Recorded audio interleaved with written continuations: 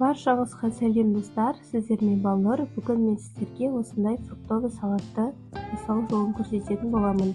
Бұны барлығы жасай алады, дегенмен өз нұсқаммен бөлісіп қоюды жөн көрдім. Ең алдымен бананымызды ашып, майдалап тураймыз.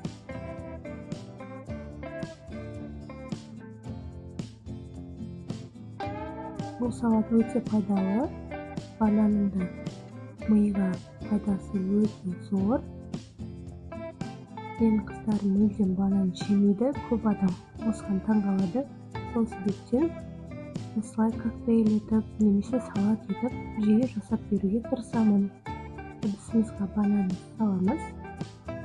Ендігі кезек алмада. Алмамызды жақсылап дәнінен тазартып аламыз.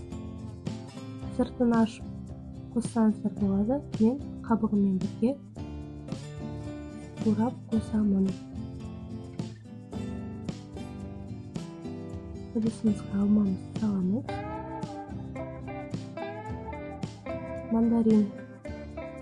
Мандаринді өте жақсы көреміз. Оны да сегімен тазартып, турап салатымызға қосамыз.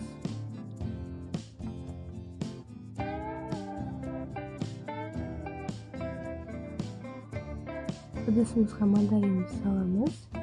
Ендігі кезек қызылшада.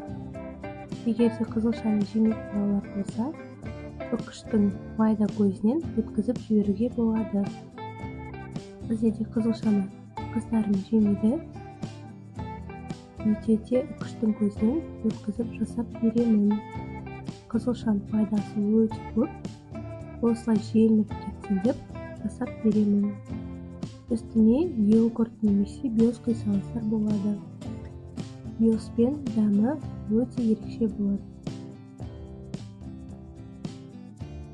Үлкендерге де балаларға да ұнайды бұл салат. Иммунитетті көтеретін таптырмас витаминный салат.